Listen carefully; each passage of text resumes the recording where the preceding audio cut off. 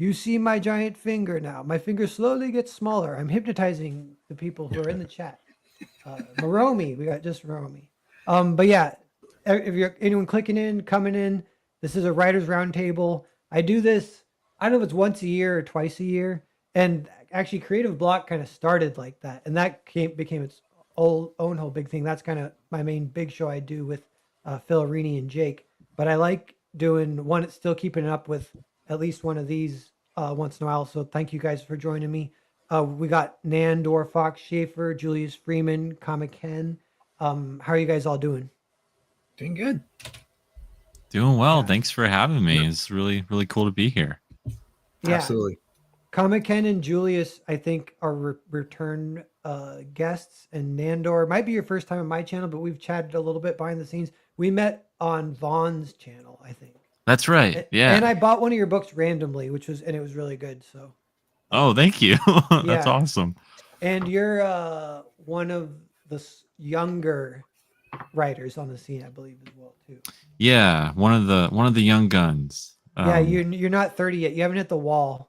Yeah, so that means people can still back you with like stars in their eyes of like supporting a young up and coming like writer with a bright future ahead of him. Like that's still. But I told Vaughn he's like that too. Except I'm like it's almost like being when like a diversity hire where you're just hired because you're checking the diversity boxes or whatever. And he's like, wait, it's not about the fact I'm actually talented. I'm just happen to be young is the only reason. I'm like, I'm sorry, that's just the way it is. I don't know. Yeah, like there's nothing I can do about it, you know? Like I was born when I was born. Yeah, all you can do is smoke 2 packs a day. Right. There you go.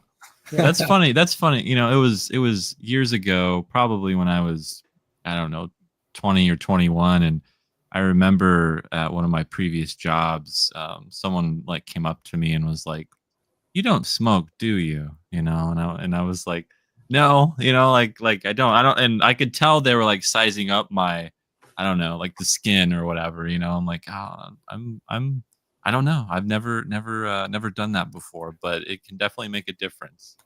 Yeah.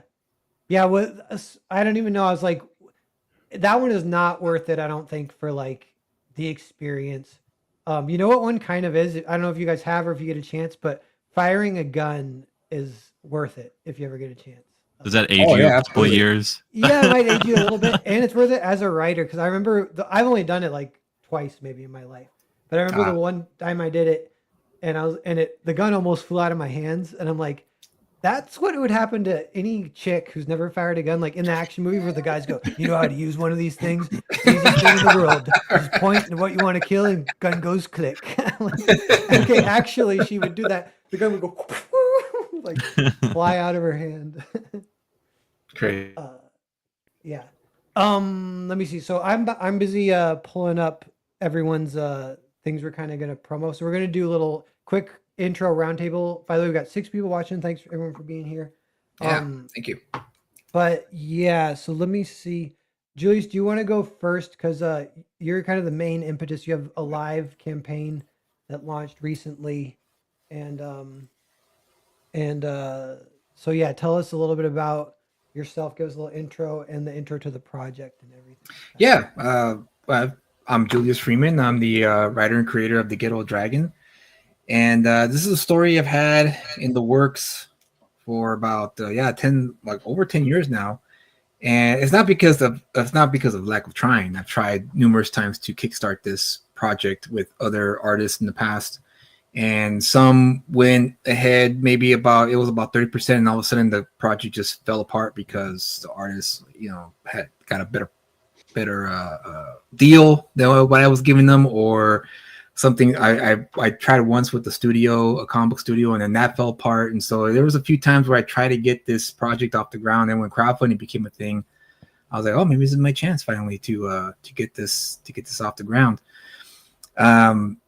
Ghetto Dragon, and to sum it up, it's pretty much a simple story about a young man, a martial artist, who happens to come across kidnappers who are going to take this preteen in the back of their van. He just takes full action and stops them from doing it, but turns out that they actually are members of the local street gang called Los Valientes, and what they do is they retaliate back against him, and they realize, oh crap, he's not a pushover like we thought he was. He actually is able to defend himself and kick, send us to the ER with broken bones.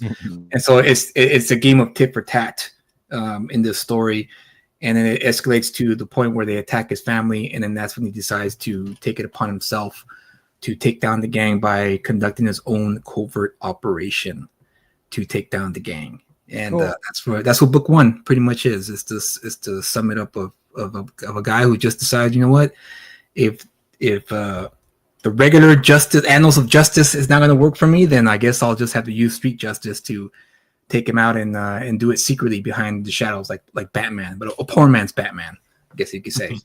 Yeah. Cool. Yeah. When I was Googling it to pull up the campaign, there was like results from like 2016. So Yes. it's like it's been It is. around. Yeah. Like That was the that was during the time when the Alan Fletcher, who's the artist of this book, he was going to go back to school full time, and that's when he told me, if you could raise X amount of money, I'll stick around for book 2 and finish it for you before I go to school, and I'll just commit to it. And then I freaked out. I pulled the trigger, and of course I didn't get it funded the way I had hoped. And then so he just finished the final chapter, but it took longer. So that campaign that you're referring to back in 2016 was incomplete. There was one chapter left, and he was completing it during the campaign, and he took longer than expected because of his, him going back to school and what have you. And so when I finally got that last chapter, I held on to it for a while just to kind of try other, worked on other projects like Vigilant Fury and Reset Protocol, and just, I'm going to wait until I have at least 80% done of book 2, which is right now, book 2 is being drawn by the new artist, Chepe Rios. And he's close to 90% done currently right now as we speak. cool. And so I thought, okay, now's the perfect time to get this out and get as many people to at least read the first issue or the first book, which is complete. There is no more addition stuff. There's no added anything. It's ready to go to the printers, ready to fill November. This coming November, if all goes well. And then hopefully I could speed up, expedite the process of finishing book 2 in the meantime. So that's what the 10K goal is to help me expedite that process. Nice. Yeah. Sounds great. Looks great. And we'll be checking in on this here and there. This is one of the things that we were going to talk about. It was the tweet from Bancroft saying like, promo screens are boring. And like, oh, I felt personally attacked. And no, it's true though. It's true. So we probably won't be going through with a fine comb on everything, but we just want people to know it exists. That's like the way marketing works too, is like they got to find out from like supposedly 7 different sources, and then they buy almost subconsciously. Yeah. Like, I feel like 3 is like even a good goal. It's like if you can get like, you see it here, the next day someone tweets about it. And for me, that happened with Jurassic Park, the novel. Someone mentioned it. Then I saw 2 tweets about it randomly. And then I was like, you know what? I think I might actually buy it and read it. And I did. And it was like the first book that I had finished in like 2 or 3 years. Really? I can read again. Jurassic Park fixed my brain. How was the book compared to the movie? I'm always curious about that. Well, that's what people were kind of saying. They're like, it's so much different. And I was like, well, it would be worth reading then, because I feel like I know the movie by heart, but so I started reading the book, and yeah, it's like Grand Theft Auto version, like the island, it's like open world kind of thing, like so. Oh, really? Interesting stuff happening, lots of subplots. It's like a giant Matrix kind of thing. But yeah, actually, the first third is identical, and I was like, all right, like they're all setting it up, But there's kind of more to it. It's still pretty good. But yeah, then it totally unfolds into like way more of just open craziness. And the other thing is it builds up the Raptors way more than even the movie, which the movie does build them up pretty good.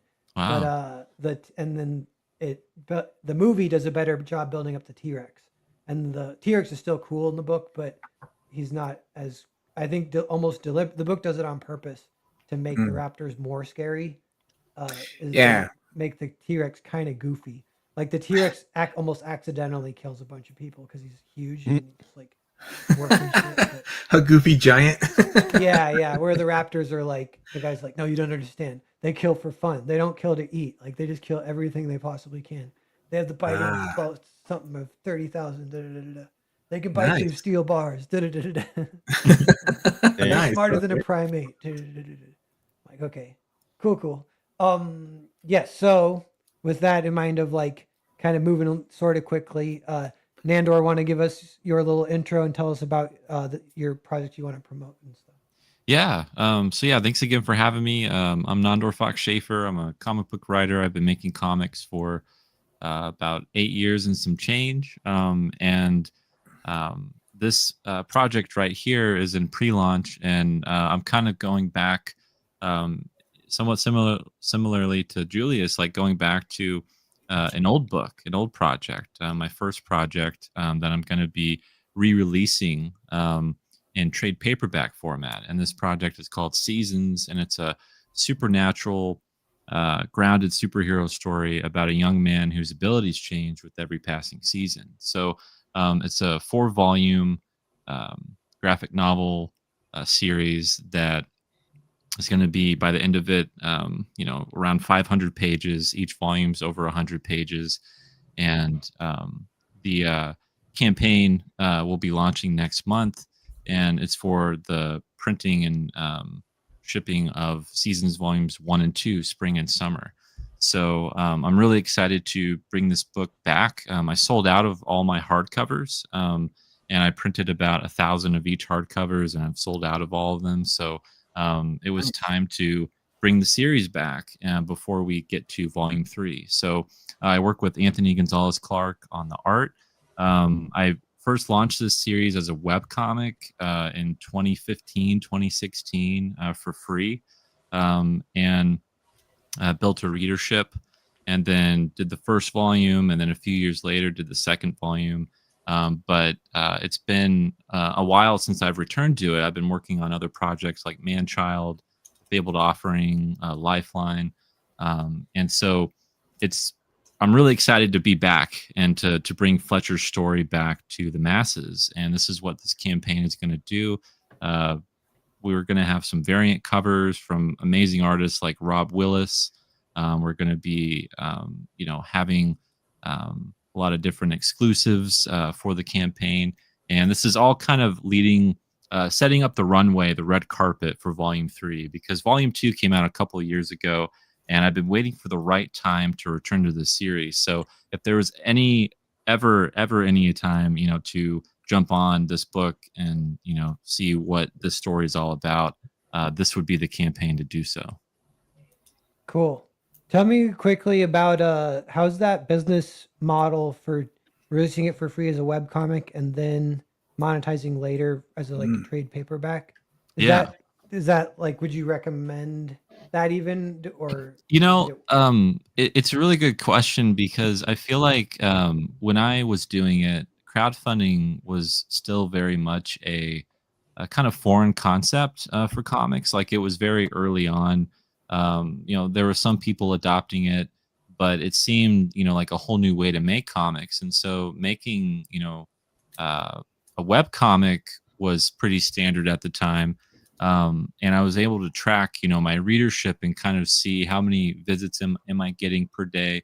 And what I would do is I would post like 2 or 3 pages per week and have it, scheduled so that I could get some sort of continuity of, if people are checking in or not. And eventually, by the time, I was getting to the end of the first volume, Kickstarter and crowdfunding seemed to be, like a part of the indie comics space and conversation. And it seemed like the natural progression. If I was, just starting out today, I don't necessarily know if I would do it that way. And the reason why is because it was so much work to build a website, and it was so much work to, like, there was just so many things I didn't know what to look out for. And there's things I would do differently. And, I started to learn more about platforms like Webtoon and Global Comics and Tapaz. And I would almost say, you could, I think it would be okay to launch or share maybe like the first half of your comic for free, or maybe the first chapter of your comic for free. I don't know if I would do the entire thing, because then you're also risking the idea of people just going, well, I can just read this for free, so why would I Yeah. Yeah. purchase it? But I think, and what I did, I remember at the time was like, I think I was about to start posting the final chapter, and I launched the campaign for the first volume, and I didn't post the final chapter until after the campaign was over, because I wanted people to be like, well, hey, like I want to read this and see what happens, but I wanted them to have to buy it to see what happens, you know, Yeah. before posting it. So there's definitely different strategies there, but it kind of, you just have to really balance that, because you don't want to risk making money off your book, but you do want it to get in front. You want to get it in front of as many people as you can. So Yeah, that's always like even the hypothetical. Like, would you rather have 10,000 free readers or 1,000 paying readers, or maybe even Right. 100? yeah, right, Or right. like And I think nowadays what I would do is I would honestly, instead of building a website or putting it on any of these other platforms, I would base it all around my newsletter. That's what I would do. I would have the comic be either free for my newsletter subscribers, because I know those are the people that want to see work from me and that are going to be following me, and that will likely pay, for things. Or I would do, a paid subscription through my Substack or newsletter. And I feel like that makes a lot more sense, because you can really see your readership, and also pull all of those emails, so anytime you have any other events or things going on, people will know about them, so you'll get Yeah. in people's inboxes.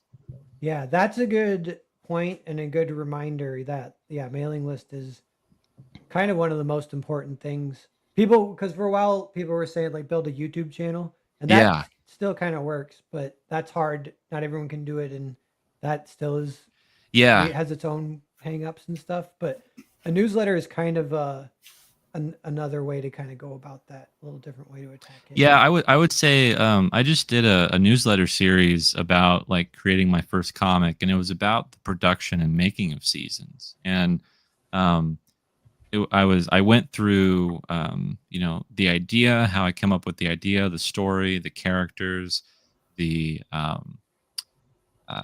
like the world, and where I wanted to publish it, and just working with an artist and all of that. And one of the things is I was going back and kind of revisiting the history of making this book, and just doing my own kind of introspective retrospective, in a way of like how I would do this now. um I'm really upset with myself that I did not do or push a newsletter early on. Like, that was something that I can only imagine. But Substack wasn't around. I really enjoy the platform of Substack. It's very user friendly. But if I could go back and make a newsletter when I first started putting myself out there and making comics, I can only imagine the amount of subscribers that I would have, versus the last couple of years that I've been doing it. So, Yeah, it definitely makes a you could have difference. been one of those like Twitter accounts with 80,000 followers. Yeah. I'm like, they're like 16 Right when I years make old. I'm like, one, what? like, Yeah. yeah. And it's something I've been doing just kind of as like a little tip. When people ask me about conventions, what I like to do is go to a con and have a newsletter sign up sheet, and encourage people to put their email there. And honestly, what kind of works, if like you don't have a business card, because people will ask you like, oh, do you have a business card? Like, it's okay if you don't have one, because your follow up to that is, no, I don't, but please, here, sign up for my newsletter. And Yeah. it can That's kind actually of, better than handing your business card, because yes, they'll just, yes. I know, because I take business cards and then they accumulate in my wallet until I inevitably throw them away or whatever. Exactly. Unless it's like a Exactly. super cool business card, like from American Psycho, and then I get sweaty and Or if it's really shiny. Yeah. Yeah, You're yeah. just like, this is Yeah, kind of a kind of high rise lettering on the surface. Yeah. If it's embossed. Yeah. yeah. It'd be funny Or if you this can, card you know what had else? like a mirror. You know, I was gonna say you can also add a QR code somewhere. You can just scan the QR code and Exactly. you know, you can sign up to the email list without having to write something That out. makes You know? it even more like maybe both even. Yeah. Be like slap them with both sides. Sign up Yeah. here and this QR code. Or you Yep. could be like, just by standing there, you've already consented to me knowing everything about you. Read the fine print right here. But yeah, I'm super excited about seasons that, and like I said, I'm really excited to bring it back to people. I feel like, you know, when I first launched the first volume, you know, it was before indie comics YouTube. You know, there really weren't a lot of you know, shows around. It was only until 2020 2021 that I really felt like people started to see what I was doing, and I launched the first volume in like 2017 2018. So I feel like there's a lot of people who may be familiar with my work, but you know, have never read Seasons, and it's such a big part of my journey as a creator. And even going back through the pages and looking at it and looking at Anthony's work, I'm still so proud of it. You know, I'm really excited to bring it back and to share it with people, because there's so much of kind of my DNA of like almost being nostalgic for my own work and being like, man, I remember like working on this, you know, when I was like 17, 18 years old, and trying to like make this story and make it work and learn how to make comics. And so it's just it's a piece of Foxhole Comics and in my history as a writer that I'm really fond of, and I'm really proud of it and proud of what we were able to do with it. And like it says on the page, you know, it's going to be over 200 pages. Each volume is over 100 pages. So it's a lot. It's a lot of content, and I'm going to make it very affordable for people. So I'm ready. I can't wait. When does it launch? Yeah, it's going to launch in October. I don't know the exact date yet. I've been kind of lining up different shows with different people to, you know, maybe do like a launch party stream or something. Cool. But yeah, well, you should come back on here. We were chatting a little about that actually, but yeah, we'll have you back. Yeah, I would love to. Cool. But yeah, that's awesome. So everyone's, and he's got his mailing list that he was talking about, Foxhole Comics. Sign up for that right here. Speaking of QR codes and everything. Yeah, please do. I'm trying to hit over 700 subscribers on my newsletter, and trying to hit 150 to 200 signups for the Seasons Kickstarter. So everyone, do your sign job. Up for both do of you. Can, yeah. we have 8 people watching. I like to brag that my channel, none of them are bots. So please say hi in the chat. Prove you're not a bot. Right. Other channels, it's all bots. They might have high numbers, but that's dead internet right there. And we here at Narwhal Comics, it's all real. Yes. So Ken, do you want to give you a little intro and tell us about your project?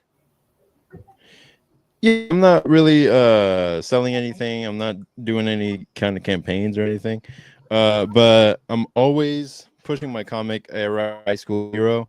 I have volumes or issues 1 and 2 available on my email list. So that's what you're looking at right now. And it's there and available for anyone who wants to read a story about a bully whose friend was hurt by a supervillain that was actually trying to get to him, and now he vows vengeance to go after all the superhuman students in his school. So that's what the story is about. There's deeper things inside of it when you actually check it out, but that's the main gist of it. And he doesn't have any powers himself, so he has to figure out ways to come up with a way to defeat these superhuman students. Nice. Yeah. Nice. Cool. Looks great. Yeah. So this one is not crowdfunding. You did a cover for Ghetto Dragon though, is one thing. Yeah. Yeah. I did the pencils for that cover. I'm not sure who I call it the Van Damme cover. Yeah, because he's like between 2 trucks doing the splits, pretty much. Yeah. Yeah. You know, I was a big fan of Ken's work when I saw his whenever he posts his art. I just you have the fundamentals like down. Like you understand like how to tell a story with your dynamic art. And so the whole time I was like, I gotta hire this guy. I gotta hire this guy for something. And then when I was thinking about relaunching Ghetto Dragon again, I was like, yeah, I gotta have a good cover that's gonna pop, And so that's when I reached out to you finally. And he and I went back and forth. He gave me I was giving him some ideas as to what I was thinking. And he came back with some sketches and we went back and forth. And then finally he sketched this out. And I was like, oh, wait a minute. This is it. This might be it right here. This angle. And and he pulled it off. It was a beautiful drawn cover. And I was really happy with the result. So yeah, looks awesome. You know who draws the soles of sneakers a lot and pretty well is Frank Miller. You guys know, you guys know the reference at all? I don't know. Like I just know he's always drawing the soles of sneakers. Interesting. Oh. Is that something that he just did it because it was just fun for him to do, or? I think something like that. Like it's part of his like design thing. But specifically, I'm thinking of the Middle East one. Whatever. What was that one called? You know what I'm talking about? The controversial one. Oh, the Holy Terror. Holy Terror. Yeah, Holy Terror. Yeah. Holy Terror is packed with sneaker. The drawings of bottoms of sneakers. That's crazy. The sneaker fetish. Yeah. Yeah. It's like the Catwoman-esque character. She's always like jumping around, with her knees up to her chest, kind of, and you can kind of see the bottom of her sneakers. Interesting. Yeah. Well, that explains Robin in Dark Knight Returns. Yeah. Those poses. Does he have sneakers? Oh yeah, it is Robin-esque poses. Those Yeah. Another like Miller-ism. And I also think he also did a lot of the boot shots with Batman, if I remember correctly. It's been a while since I read that book, so actually, I think there is some good boots. Yeah, it would have to be. I would hope so. I think Sin City might have a few. That'd be fun to go through all his books and see does he have a boot I'm gonna have to check because I've been buying my local comic shop. They had just recently bought a collection, and they got a whole bunch of the Frank Miller Daredevil run, the single issues. So I've been there every week, just like getting this one, taking this one. Fair price too, and of course the key ones weren't there. They got there. Someone got to them first before I could get there. Yeah. And so now I have to look. Now I have to actually pay attention to. Now you're in the game. You got skin in the game. Yeah. Paula says, I think that's why Jim Lee started doing treads. I think so. He's saying maybe Frank Miller influenced Jim Lee. That would make sense. Ken's making sure, like I'm looking at it right now. And see if you find any boot shots, Ken, flash them. So no, I don't. We'll block a little time here to do like a little meta discussion about promotion, the industry, the business, crowdfunding. I got a few things I remember off the top of my head. One of the things was that people have we've getting more mainstream. So yeah, like the overall like kind of theory or whatever. I feel like lately it's like funding is down slightly for everyone. Yeah. The quality is up because everyone's now been doing it for like at least 10 years. So funding is down, quality's up. Promotion can be an issue. We're navigating that. We're figuring that out. Mainstream is coming in to crowdfunding, which would seem like that's a good sign. Like we're winning in a way. They're doing what we're doing kind of thing. But they call it creator owned. Well, no, what do they call it? They call it direct to customer. Right. They don't even call it crowdfunding. Which is like, there is possibly a different, like, but then they'll even call it direct to customer when it's actually crowdfunding. Like if you try and actually define it, I think crowdfunding is when it's unfinished. Direct to customer is when it's finished and you're just getting pre-sales to know who to send it to. And in that case, Hotel Story, which I'm funding right now, that's like more direct to customer because it's already all done. Yeah. And then crowdfunding, like, the original kind of romanticized vision of it would kind of be like, oh yeah, the crowd is going to like fund my dream for a little bit to get this done. Mm-hmm. And that has had its own pitfalls too. Cause that was like one of the misinterpretations was like Rob Hunter, cause his campaign is unfulfilled at like 30,000 raised or whatever. And he did a kind of final sign off where he's like, I thought crowdfunding was supposed to pay for my living while I worked on the book, and it Yeah. didn't do that, so I can't finish it. Sorry. And we're like, what? Come on, like, no, just finish it. I don't know. Yeah. I don't know. Finish it, man. Yeah, so there's a lot of characters that came and went that had I remember there was a few of them that I recall where I was really impressed with the proof of concept. They had the artist attached to the project, and I was like, wow, this guy like has a great eye for spotting talent. This book's really gonna blow up. And then of course they took off with the money and never fulfilled anything. Yeah, I think right now it's yeah, I guess the promo stream stuff. I think we're going through another shift in the landscape, and it's going to eventually settle to what we're about to see. Is it direct to customer, or is it going to be still crowdfunding? And it's going to depend on. I think it's going to depend a lot on star power too. So the bigger name, the more likely you could crowdfund something. Where I have this idea. Here's 5 pages of it. If you help me fund it, I can get it to you within the year at the schedule and everything, and so on and so forth. The other thing is there's like a legend of like the one project that's going to pop off and change everything. Yeah. Like what like Ninja Turtles might have been, or in movies, there's various points where it was like that. But so I saw they're talking about this in movies now. Same thing. They're like, oh, the industry is so like, I forget what he's like, stale. And he's like, it's going to pop off with what was the one on that was in the 70s? It's all motorcycles. And it's like got, something Mad Max? Rider. No, Motorcycles? help Is me. it Easy Rider? yeah, Easy Rider. So yeah, Easy in the Rider. 70s, Easy Rider kind of introduced 70s indie cinema. That was the one, which is funny. If you go back and watch it, it's like boring. But Yeah. at the time, it was like a great movie or whatever. It changed everything.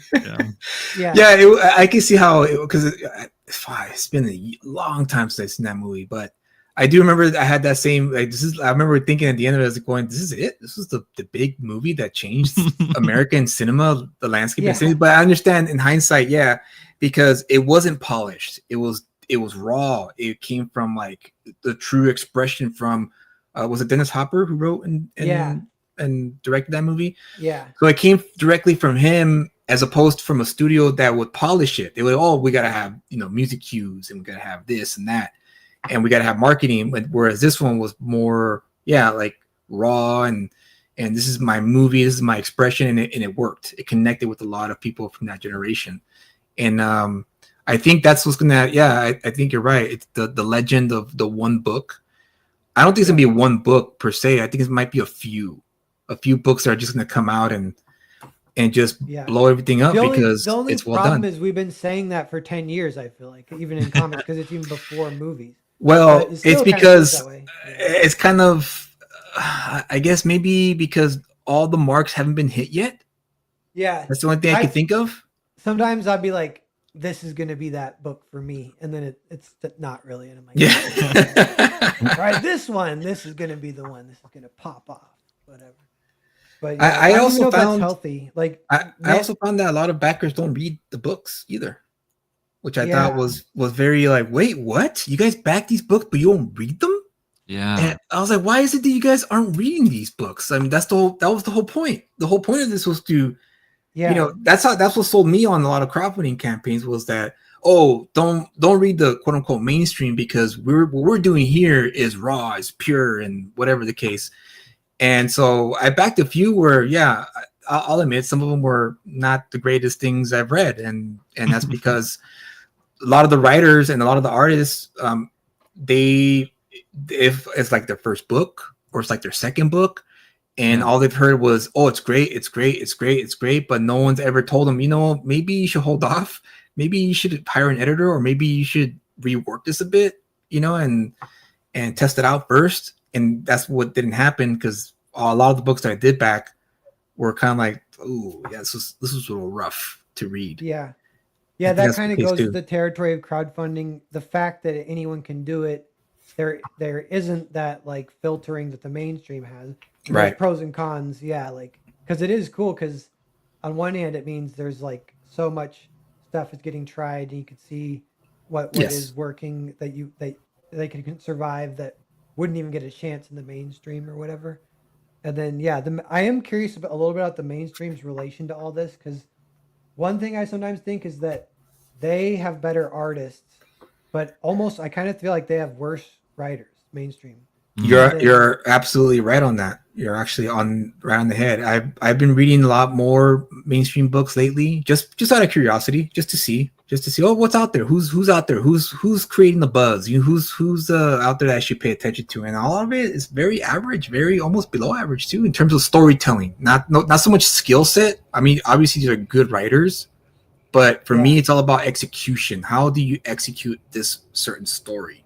and that And would be like this tipping point, yeah, like because that would never self-correct on its right, own. You know what I mean? Because like exactly, the great artists are going to kind of keep the business moving, and it doesn't matter if the writing sucks a little bit. Like, Yeah. and then yeah, there's like, you can't. It's yeah, you can't suddenly bring if like to run the experiment to try and fix it. You would have to take. You're like, okay, greatest writer who gets like $1,000 page rate.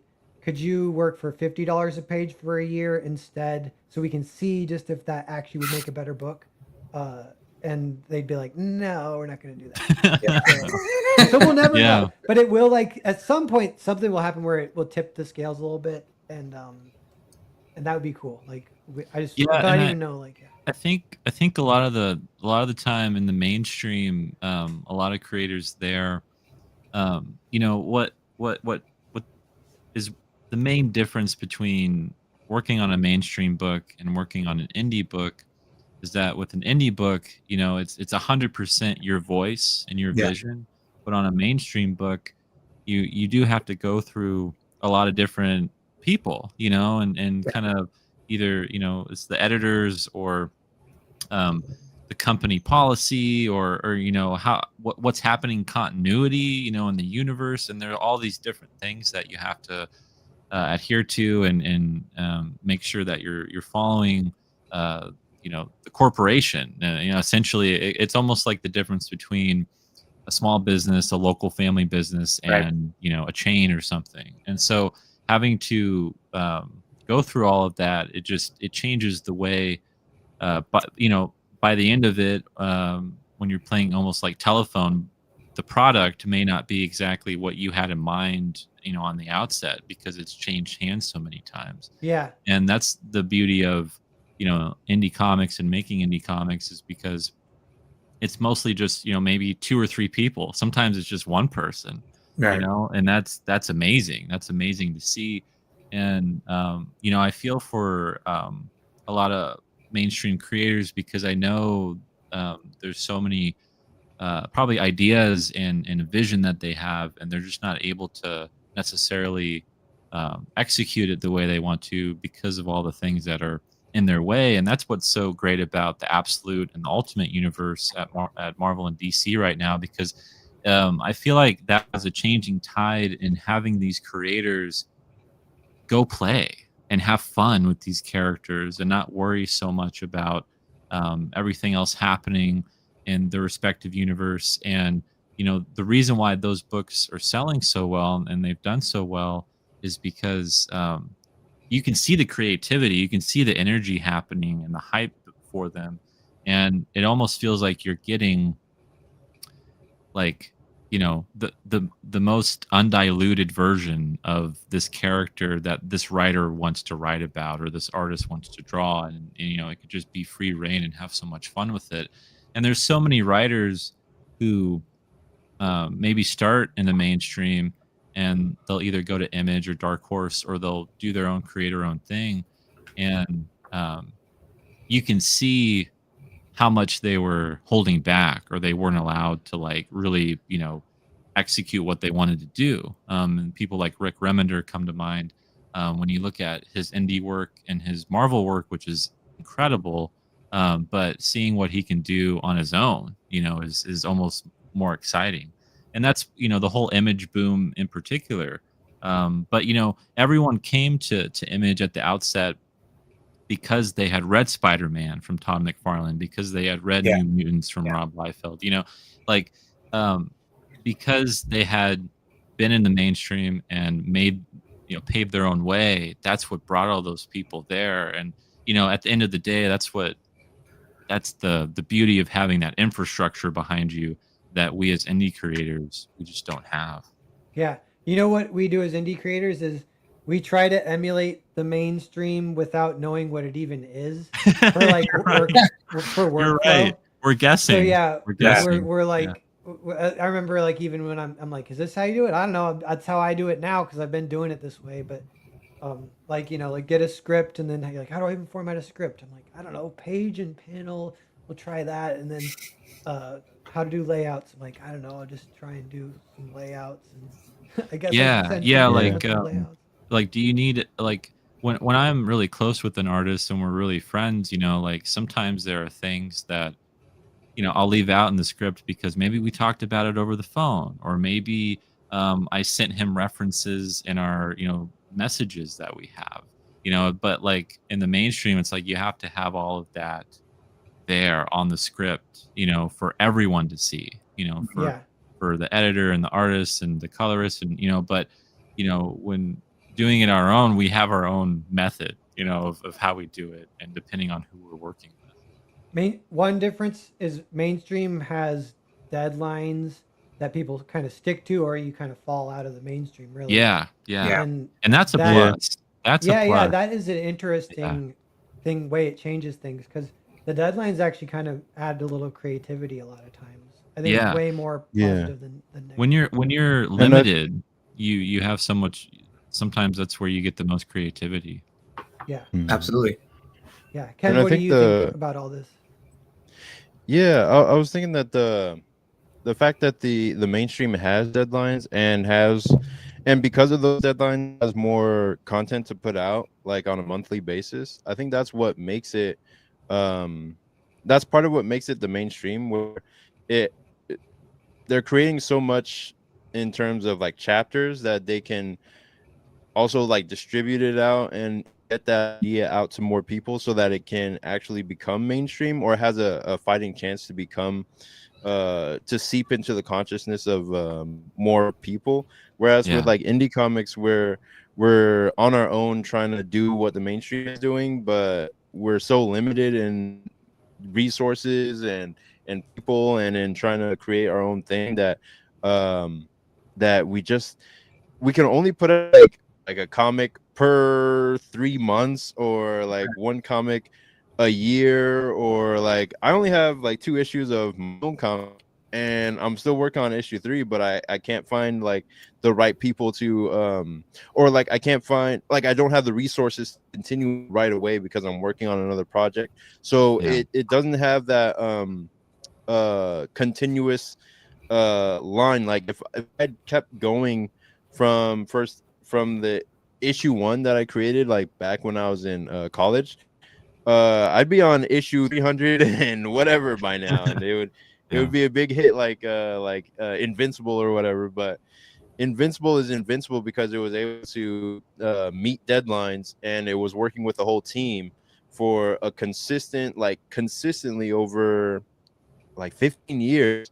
And only now, after it's finished its entire run, is it now breaking into the like zeitgeist and the worldwide consciousness, where people are like, oh, I know that character, I know that guy. Whereas like indie comics, it's so much more difficult to make that happen. You can get big on a small scale, but if you don't have enough content that you've created, then it's a lot harder for it to blow up and Yeah. be known How- on a wider scale. How do you guys feel about coming, as crowdfunding with that in mind that you can only release, say 2 or 3 crowdfunds a year max? The stories being cliffhangers with a full arc or being one shots. That's a debate people have sometimes. Yeah. I made the decision, the conscious decision to going forward do one shots that kind of end on the note where if people do, if there is good reader feedback and they want more of it, then I could continue the story. But if not, then at least I wrote a complete story. One shots, as I think that's the way to go, for at least for me. And that it may not work for everybody, but I made the decision like this is the only way I could, Yeah. I guess, keep on. And you can do Ken like said, a best make of more both content. worlds where it's like one shots with the same character, like X Yeah. Files or like Mhm. 90s TV is like that. Mhm. And that's what pretty much Ghetto Dragon is supposed to be Acid 13. The Last Thanksgiving is that too. It's I liked that character so much that I was like, I need to write more of this character. And Yeah. so, but I made that. I wrote that one shot, and I'm happy with it. And so I could wait on it for a while. Same thing with Vigilant Fury, and same thing with Yeah, like there might be a sequel to Vigilant Fury, right? But that is less X-Files and more like Die Hard. Like there'll be a sequel, but it's Yeah, more yeah, like exactly. Exactly. But So that's now something I noticed is if you're doing a movie, so that it worked with that. But if you converted that to a movie, even like the length wise, yeah. it might be more nice. Yeah, it might be like more of a episode of X Files as far as length goes. right. And then because if you try to do, because for a while I was trying to do movie length, which Hotel Stories like this, so it's 240 pages for the whole story, and it's one big graphic novel. Nice. But that's kind of impossible to do as one release. So then I was inevitably in that zone where the first book is just totally an incomplete cliffhanger. And also Second keep book, in mind you can't even sell it unless they've read the first book. Which is a huge negative. and also keep in mind you draw your own stuff. You write and draw your own stuff. I don't have that luxury. Nandor doesn't have that luxury. Ken does. Yeah. Ken has that luxury. You know, but I don't, neither is Nandor, and so that's why it's a little tougher for the writers to, because another factor that we didn't mention is the budget factor, is the money that we need to put aside to pay the artist to draw the stories we want them to tell. And that's another factor that why crowdfunding is so helpful for us writers, because it's a chance to get some of that money back and even funnel some, back to the artist that we want to keep working with. Yeah. I don't know if this would be like too off topic, but it's something I've thought about. Not good enough. No, next book, do all Julius. That would be I should try it. I should see if it works. Phil Diaz can draw in a Julius really edition. cursed, awesome way too. So I really want him to do a book where he draws the whole thing. But Nandor, what were you saying?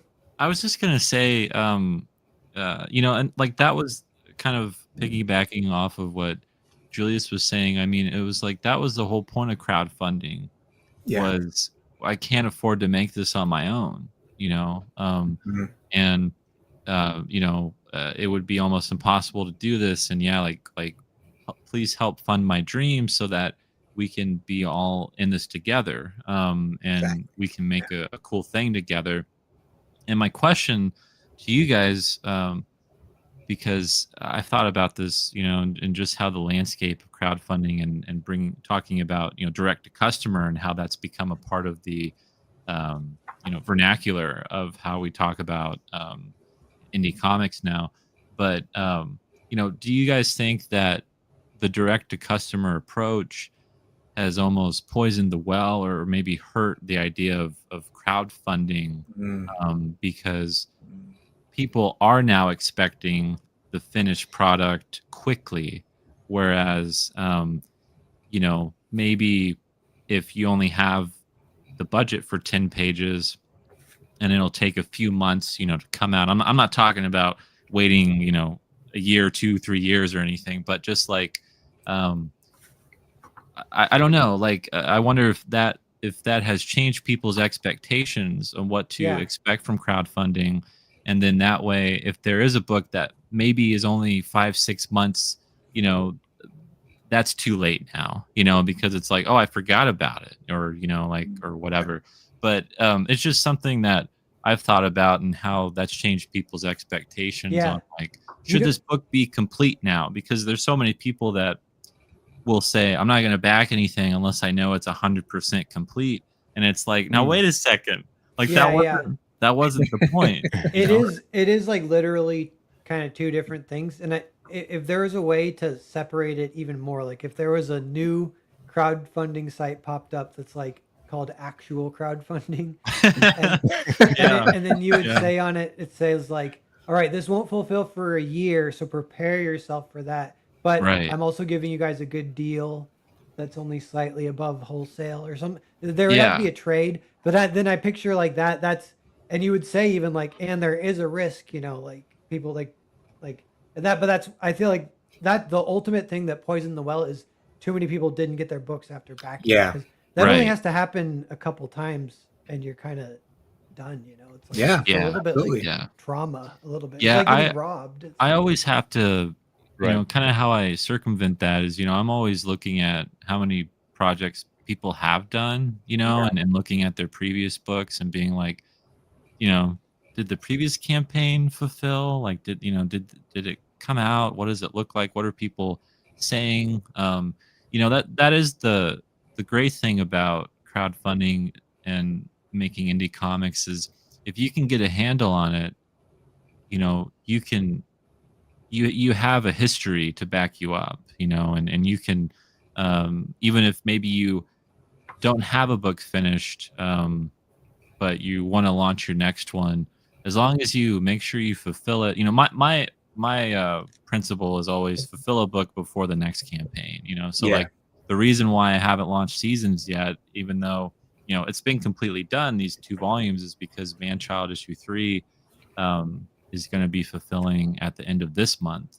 So I was like, well, I don't want to launch anything until people are sure, until I have the books in my hands and people are sure that it's going to be out because you know, I've been there. I've been the customer and I'm always like, wait a second, I'm not going to back this book because I haven't gotten this other one, you know? Like Yeah. that's Yep. just how it is. Like Yeah. I'm going to spend my money on the people who do fulfill and Yeah. because they trusted me with their money, with my money. So Or if it's like two crowdfunds at the same time and one hasn't fulfilled, that's kind of like almost like a red flag. Or I yeah. won't back that. Yeah. Like I would as soon as they fulfill the other one, you know, or whatever. Even that's like even if it's someone who does fulfill and I like him or. But real quick, Dale, this is interesting. I read this, so Dale says it's interesting. I watched a live stream talking about crowdfunding for video games. And they talked about how the audience grew more sophisticated and had higher expectations as the years went on. So he says that I'm like, oh, that's what happened to us. So yeah, we solved the issue or whatever. Diagnosis, success. Hmm. Yeah, but you can imagine because that's totally what happens because you become a little bit of an expert crowd backer. You know, if you look at people, there's people who's backed like 500. Like Yeah. Amanda on Twitter, Hold like she's like a what's the word for like a guru or Super whatever. backer? Yeah, but Yeah. she like Definitely a super we all backer. want to know what she thinks because she's backed 500 campaigns, and so she'll even like sense some trends or whatever that maybe the rest of us haven't. And the one she tweeted about was like the numbers that are unfulfilled of the 500, and I don't want to say Mm, That's crazy. what it was, but I kind of forget. But it was higher, you know, not insane, Yeah. but it's up there. Yeah. But yeah, like I even feel like because I've been a backer all this time too, and yeah, I have my own little like ways without some of it might be subconscious, but yeah, things we're kind of looking for um when we're gonna back a book, you know. yeah. Yeah, you know, it's it and you know, we were talking about how crowdfunding has kind of struggled, you know, and whether we're talking about the economy or you know whatever is happening, but I do feel like the trust in crowdfunding, you know, is important to always have at the forefront of your mind whenever you're making a campaign and you know you're trying to let people know and you're trying to guesstimate on like when it's going to fulfill and all that stuff and it's very you know, thankfully, in my experience, all of my backers have been very understanding, and it's something that. But you know, I have 7, 8 campaigns that I've done, you know, and I've fulfilled all of those, and so people are aware of that, and they're trusting me to do it, and you know, I love it. Like I'm, you know, and also honestly, fulfillment is my favorite part of making comics. I mean, what's the point of doing all these streams and building this campaign page and doing all this stuff if I never get the book? You know, like that's all Right. I care about. Like, I mean, that's what I want to see. I am, you know, I have a fever for getting the physical book in my hands. Cowbell. Yeah, there you go. Yeah, yeah. And so it's just, it you know surprises me and frustrates me when, you know that isn't the same case for others, because it's just that's where I feel like I'm a comic book creator now. You know, Yeah. like when I get that Well, book. that makes me think too. It is funny with crowdfunding. So it's a little bit it's like orders of magnitude. So say you get 10 backers, versus 100 backers versus 1,000 backers versus 10,000 backers. Yeah. If you get to the point of 10,000, if you miscalculated at some point, $1 off about your Yeah. wholesale prices, like then you're screwed. You know what I mean? So that's you can Yes. like.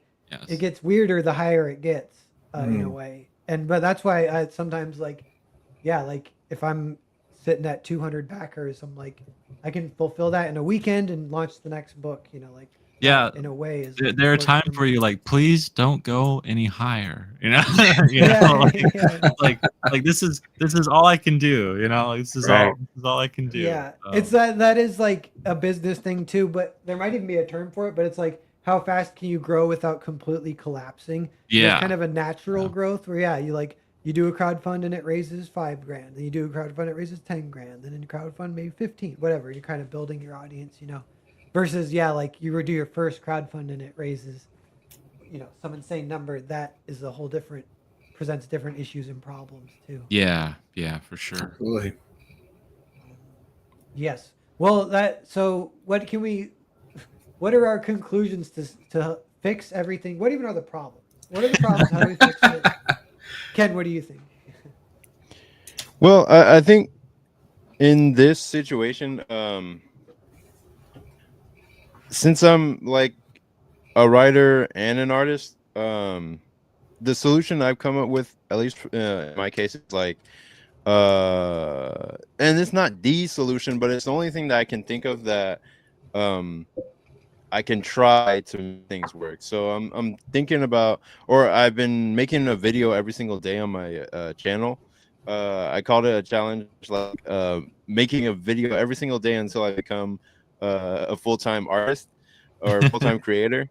I like So Let's go. so I'm doing a challenge like that, and just keeping that going so that I can get all my bad video ideas out there rather than make a sort of good video every few months. I'm making just bad video and eventually getting to making better, higher quality videos, like improving 1% with each video. And I'm using YouTube as like a funnel to my email list. So every video I'll mention like, oh guys, check out my email list. You can get my comics for free, and then it's in the link in the description, and I'll also have a link where they can buy the comic as well.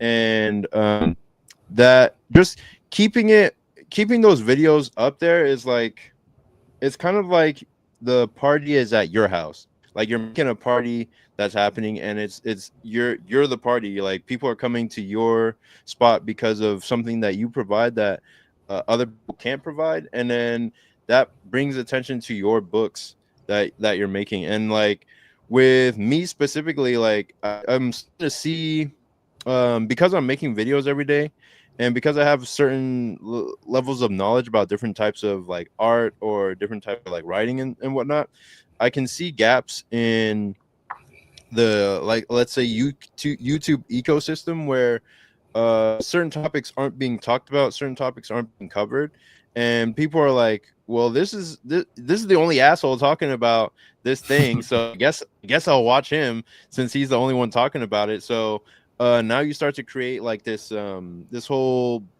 ecosystem of your own, where people are like, well, this guy's talking about it, let me go watch his video, what he has to say about it.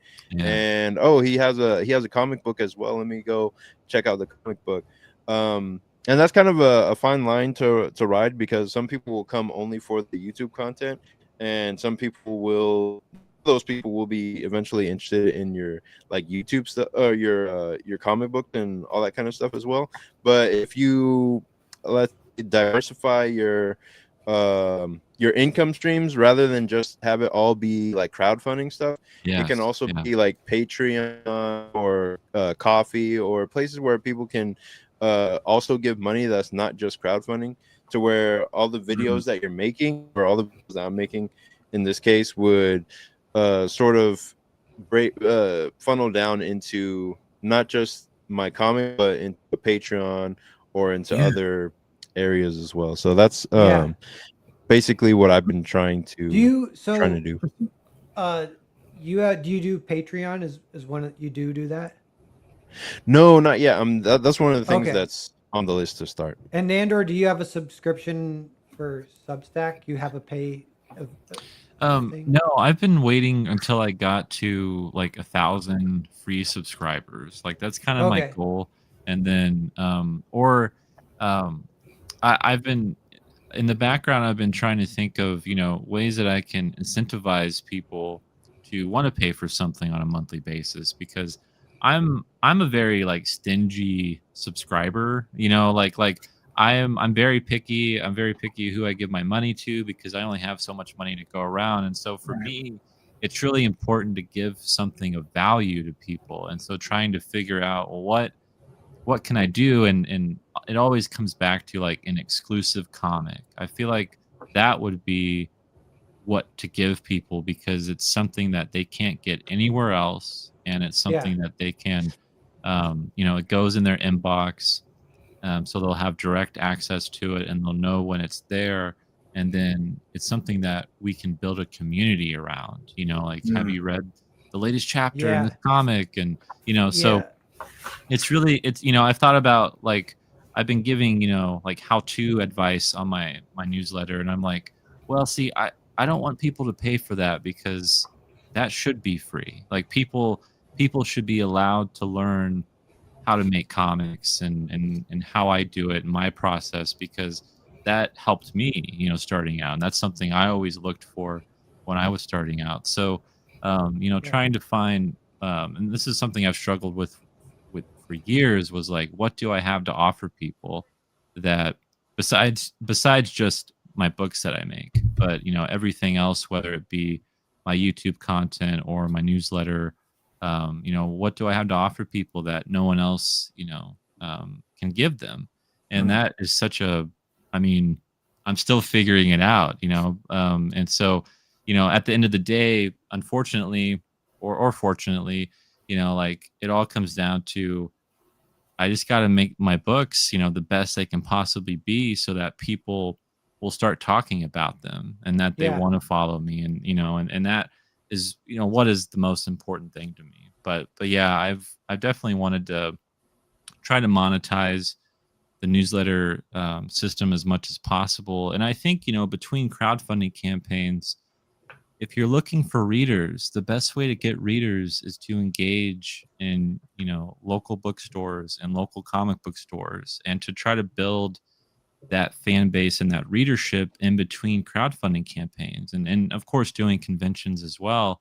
But usually when you're doing local events, if you have the ability to, you usually don't have to pay for a table, like they'll usually just host you and you can be there with your stuff and it's all profit. The only thing you're losing is your time. But if you can sell your stuff and you're there and you're building these relationships, um, I, I've done so well at doing, trying to invest in my community and invest in my local comic book stores that have helped me and helped me build readership in ways that YouTube or doing online stuff just hasn't. So I really encourage people to try to do that as much as possible.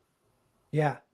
Yeah, you touched on one thing. I do think, yeah, like there's a back to basics approach that can be refreshing too, where it's like, yeah, if you just make a really good book, that a lot of this takes care of itself. Yeah, And yeah, that presents its own problems, of course, like especially if you're just a writer, you got to meet, it's almost like a gold mine meeting an actual good art, I mean, amazing artist.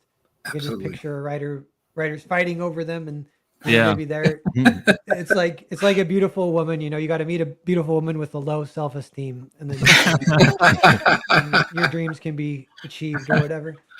But yeah, it's real quick. Michael Bancroft says crowdfunding is getting back to what it was before it had an influx of culture war supporters. Yeah, I think that's not necessarily a bad thing, even though yeah, numbers are down, but we can adjust or like that's kind of what's leaving a little bit some of that. Hard times, Jay Ryan. That's true. I waited for some people to get to a second issue, volume 1 before I backed. Yeah, that's a good way to Yeah. do it. But yeah, like yeah, for a book, there's like a level of where people enjoy it, and I wonder like, can you do it in 5 pages, 10 pages, 20 pages, 40 pages? Like the more pages, the more you would, in theory, have a chance of like really getting into someone's brain and they become a fan and they Yeah. might recommend it to other people or something. But yeah, you're going for like an emotional response, I guess. You know, Steven Spielberg has a quote. They asked him like, "How do you make a good movie?" He goes, "Just there's only one rule: don't be boring." And I'm like, okay, Yeah. on the one hand, that's like super annoying advice because like, fuck you. It's so Steven Spielberg. broad. Yeah, yeah. And on the second hand, though, if you treat it as like esoteric, like he's actually like doing an esoteric kind of thing, like a Mhm. freaking old wizard or whatever, you know, he's Yeah. like deliberately being broad. Yeah. You're like, oh man, He's it's kind of channeling fucking deep. he's channeling John Ford, his John Ford experience.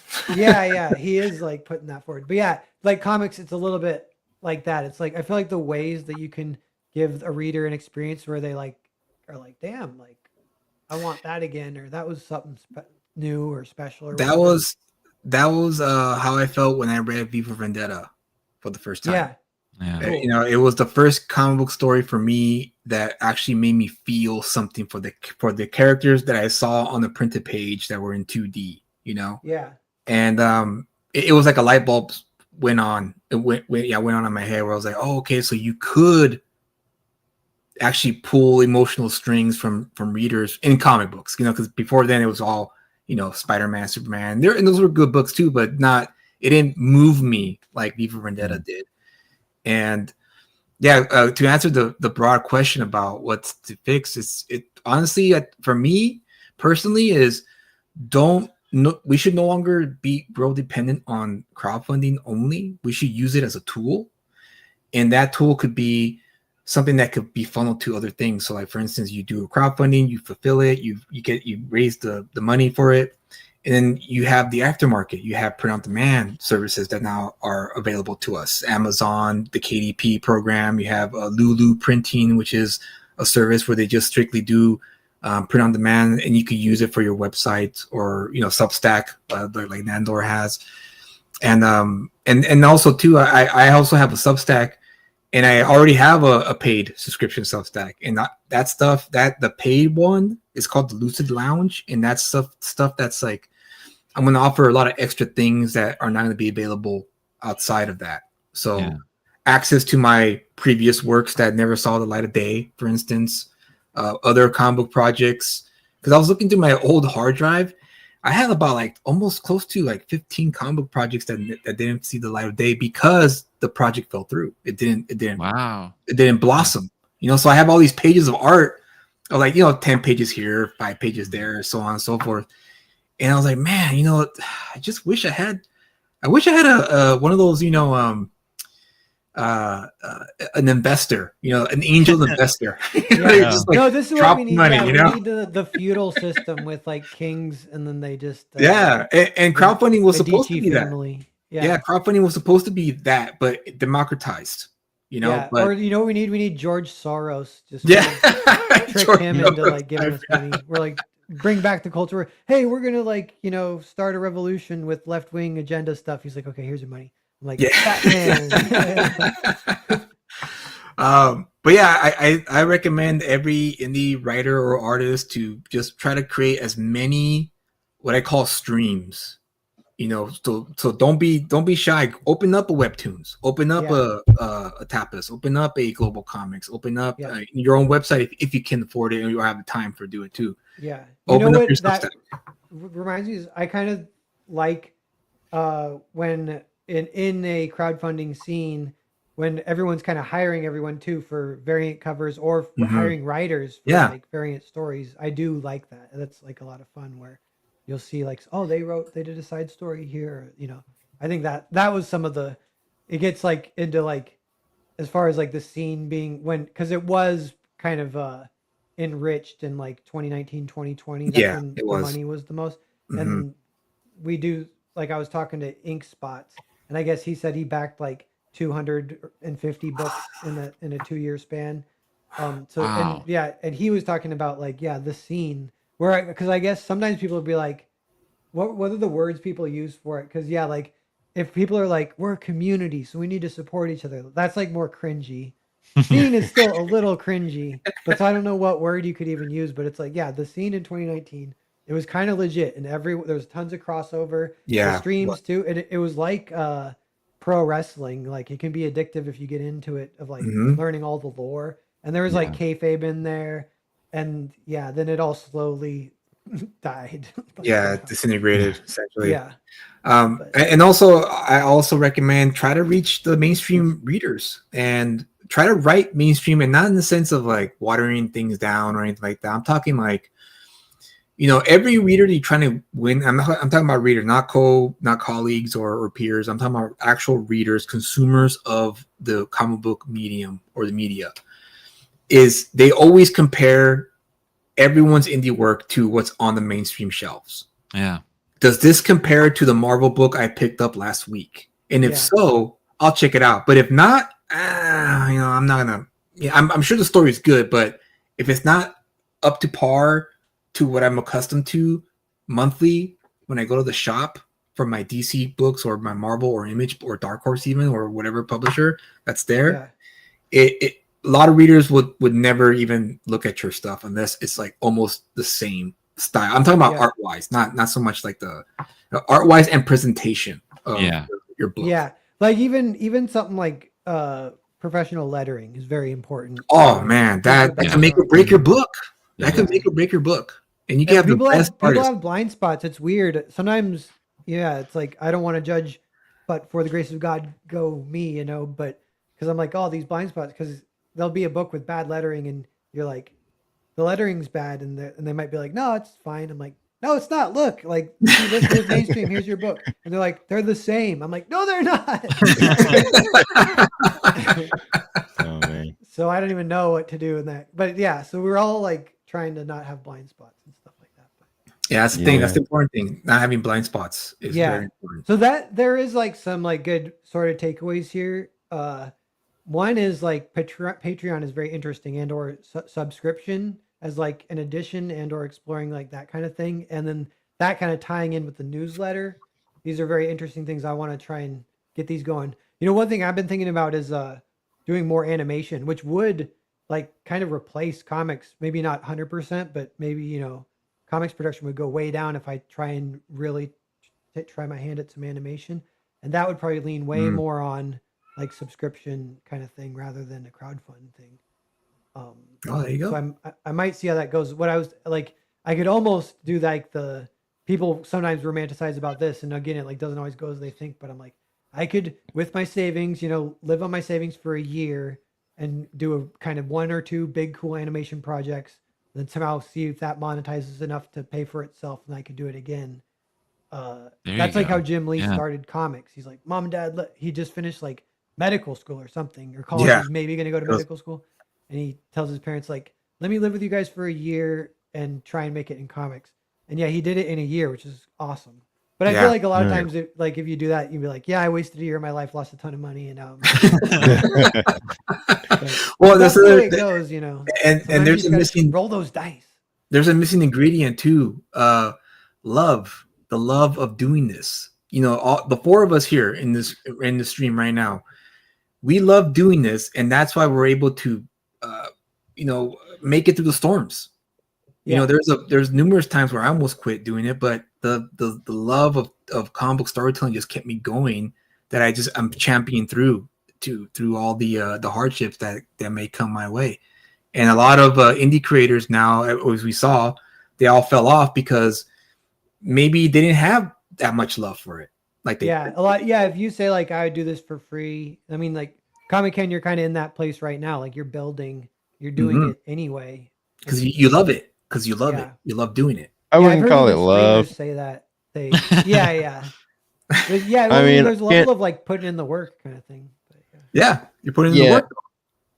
Yeah, I mean, I can't. It's like I physically can't do anything else. So it's just I spent so much time and put so much thought and effort into it.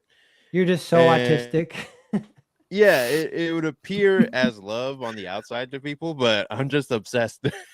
Oh yeah. Hey, you know what? You are a manga character. That's funny. That's a part of it though, like obsession. Yeah, that too. I mean, that too. It breeds greatness, Hmm. because you're hyper focused on it. And 100. sometimes you can't.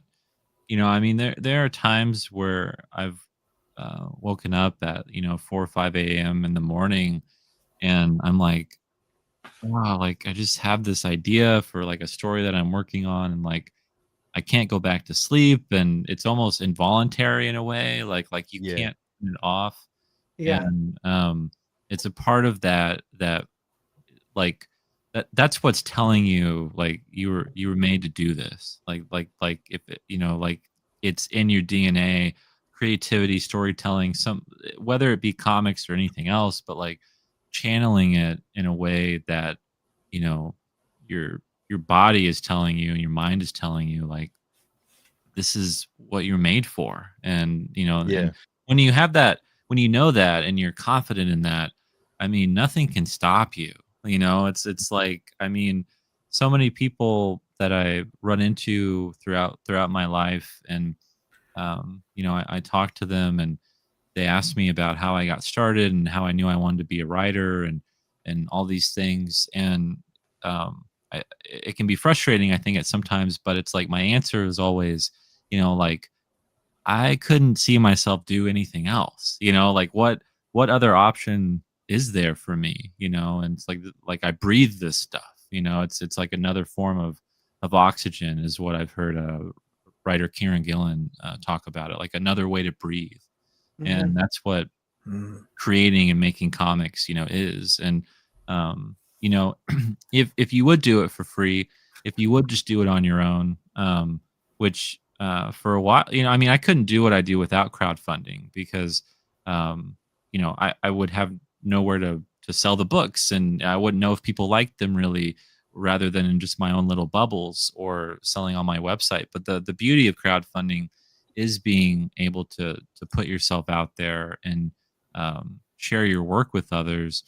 And but if I didn't have it, I don't know. I'd probably just print comics, at a local printer somewhere, and figure it out. And that's what people used to do. I mean, like indie creators, they were around before crowdfunding Oh was around, yeah, you yeah, know, and like it's always been like Mm-hmm. we've always been here. It's just trying to utilize the tools and the platforms that are available to us that make things easier and that make things, you know, um, better for you. And it's a part of the process and evolving with the technology. It's Yeah. almost like wondering, like, how did people get around without Google Maps back in the past? Like, Yes. there were Yes. indie Mhm. comics creators back then. How the heck did they make their comics before? Because I've heard Yeah, of people like people taking out people would like, just move to New York, or move to LA. Like they yeah, would they would, leave home, they would, save up money, and they would move to do this stuff. Musicians and other, creative people like that. And um there's almost a sense of like you almost wish that would weed out the posers and the people who really want to do this, hmm, because you had to sacrifice so much, and it was so much yeah, harder. yeah. they'd borrow Yeah. money from their parents, or they would like max out their Hmm. credit cards just to take out Yeah, a Yeah, loan to print out the first run of books and whatnot. They didn't yeah. have all this convenience that we have right now. No, it really is true when they say it. Right now is probably the easiest time to get noticed. It's just that there's so many. It's so saturated that you have to exactly. find Yeah. something that helps you stick out from everyone Yeah. else. Yep. I think so. Oliver says, if you're an up and comer doing zines, we'll teach you a lot. Page layout, paper stock. Ooh, Oh yeah, yeah, that's that's cool. true. Very true. Um, yes. So we're kind of approaching the end here. I'm going to do an outro for everyone. The one thing I want to say too is, with what came up with our discussion. This is if I kind of like maybe Nandor on your tour once your project launches in October, if Yeah. we all get back together or something. But I want Yeah. to talk more because it did come up, but because most of this was like meta discussion kind of. But I want to talk. I don't know if this still counts as meta, but for writing craft, I want to talk about creating the emotional response in the reader, and in Mhm. that esoteric Spielbergian way, where not necessarily like, oh, with good structure and a high stakes and a really intense climax, whatever, obviously that would work. But I'm like, what Yeah. other ways too? Like, I don't even know. Can something be so bad it's good, and that people will love that. No, I would love that. I think that would be a great discussion. Yeah, Yeah. it would be. So for that'll sure. be like kind of another where we kind of left it. We could do more, but so yeah, the kind of reason for the season here is Ghetto Dragon Book 1 launched from Julius. It's got 23 days left. Let's get this thing to help reach its goal. It's called the Narwhal Nuge. If anyone Yeah. backs it while you're on the stream, Infinite backed it because I tweeted it, so I might claim a little nuge for that. Just real quick, there's only this campaign is very simple, straightforward. There's only 3 tiers. One is the first tier is the white belt tier, second is the brown belt tier, and the third is the black belt tier. The white belt tier is the book with Ken's cover, 70 plus pages. There's going to be some extra content in the end there, high quality paper, the whole works. The brown belt tier is the wraparound foil cover drawn by Afu Chan. And it's going to be a virgin cover. There's going to be no logo or nothing. It's just going to be just beautiful wraparound foil cover. Cool. For that specific reward tier. And the black belt tier is both the Ken cover book and the wraparound foil cover, plus a third book. It's an Ashcan graphite preview, 40-page plus preview, graphite edition of book 2, Ghetto Dragon book 2, A Fistful of Glory. And that's drawn by Chepe Rios. And the cover for that one is by Rich Ayala. He is, he drew some a pretty rad cover. I don't think we have time, but I'd like to show you guys the cover. If maybe down the line, you can follow me on Twitter. You can see it there. I posted. I've been reposting it. But that's pretty much it. That's the 3 tiers that I'm offering.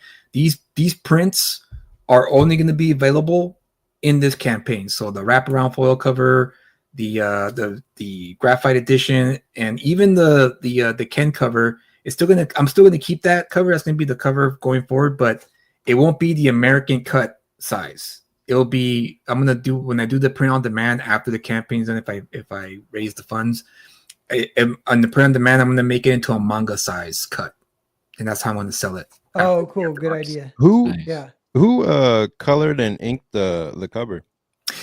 The cover, it was inked and colored by Julio Falkenhagen, who is the inker of the book 1.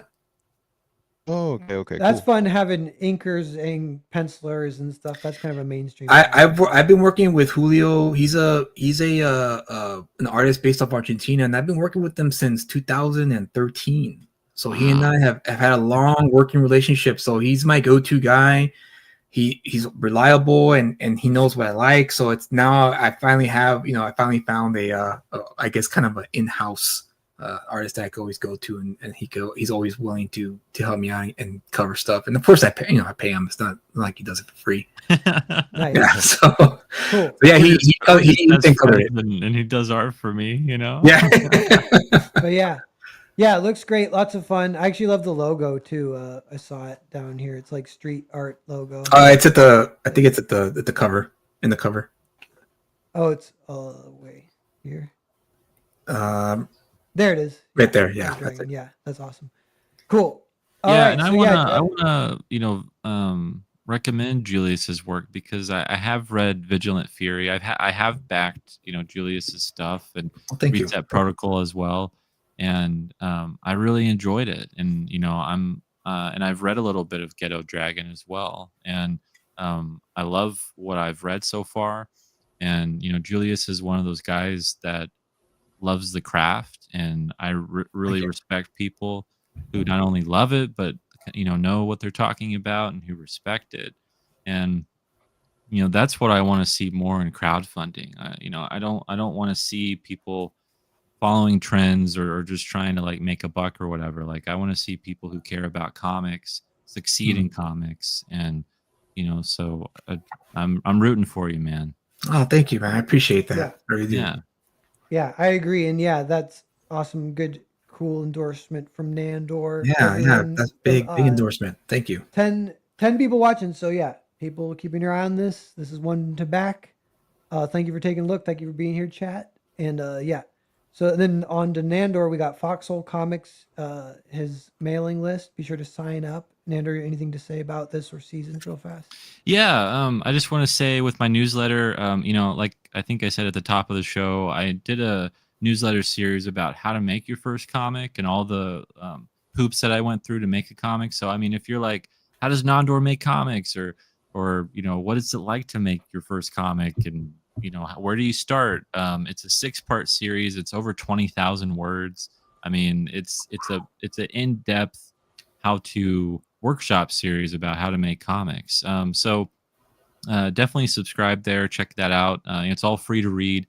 I also, post about upcoming projects and signings and things that I'm doing, and exclusives and all that kind of fun stuff. So it would be, it mean a lot to me for people to sign up. Like I said, I'm trying to reach 1,000 newsletter subscribers, so that's my goal. And then with seasons, we're going to be launching next month, volumes 1 and 2. Like I said, it's about a young man whose abilities change with every season of the year. It's kind of like James O'Barr's The Crow meets Scott McCloud's The Sculptor. And it's lovely. Yeah, it's a beautiful story about personal responsibility and trying to find out the person you were meant to be, going through all the emotional and physical obstacles in your way to reach your full potential. So there's almost some shonen manga like thrown in there too. Beautiful black and white artwork by Anthony Gonzalez Clark. And we're gearing up for volume 3. So this is the time to get in on this book. Like I said, we're going to have some variant covers. Volume 1 features Fletcher fighting like these shadow entities. Volume 2 is about him taking on these other characters with these elemental abilities. And so each volume is going to have a different opposition and opposing force that Fletcher has to overcome. Nice. That has him discover more things about himself and how to be a better person and how to survive what it means to be a young man in today's world. So it's a very emotional story, and I really hope people will find it engrossing. Cool. Yeah, that's great. Sounds good. Everyone, sign up for this and be ready. It launches in October, and Nandor will be around on the streams, and he'll come back here and stuff. So that'll be cool. And then Ken with Air Rider. Air Rider, by the way, is available on Global Comics. Everyone, so that's awesome. Yeah. Anything to say about sign up for the mailing list here? Anything you want to say about it, Ken? Yeah, on the mailing list, you can get a couple of exclusive comics that you won't find on Global Comics. Global Comics, you can read it for free, and it's a really good reading experience on there as well. And on my email list, I'm also showing off pages from the newest project that I'm working on. I'm actually getting paid by basically a small publisher to get this new story called, I'm calling it Saintly, to it's a horror story that I'm working on. And if you sign up for the email list, you'll be able to see like new pages from that project that I'm currently working on. And Cool. That sounds awesome. also appreciate it, man. And I'm doing a video every single day on my YouTube channel until I become a full-time creator. So go ahead and subscribe over there, and I'm just gonna keep it going, and you can wait to see until I actually accidentally miss a day, or I don't. I'm just gonna What's your YouTube channel called? Is it Comic Ken? Yeah, it's also called Comic Ken. That might be like at the Comic Ken, but it'll most likely, if you type in Comic Ken, you'll find it, and you'll find my icon. It's Cool. I have a question for you, Ken. Yeah. How do you pronounce your last name? Oh, that's Sidnanya. Sidnanya. Okay, because I always try to. I'm like, oh gosh, I'm gonna butcher it every time. So because I want to give you your proper credit, and so I have to keep calling you Comic Ken. I was like, what's how you pronounce his last name? Sudanaya. Sudanaya? Sit, like if saying sitting on you, like sitting on you, or like sitting on you. Okay, got it. Sitting on you. Yep. That helps. Sitting on you helps. Yeah, that does. Thank you for that. Convert it to I appreciate that. Yeah. Sitting on you. Okay, got it. Yeah, Yep. and yeah, Air Writer on Global Comics. You can read it for free. That's awesome. I think I'm gonna leave this tab open. I subscribe to your Global Comics already, so I'm Cool. already there. Dope. Yes. So with that, everyone, guys, thanks for being here. Hang out for just a second. We'll say hi behind the scenes and Sure, chat. sure. Thank you, Dale. Thanks for posting all the links. Dale's got some awesome comics too, you guys. Yeah, thank you, Dale. Dale, you can Yeah. post your own links. Yeah. Running the sometime. show over here in the chat. Yeah. Yeah. Appreciate it. You've earned that wrench. Yeah. Yeah. All right. With that, I will click the button here. So 1 second.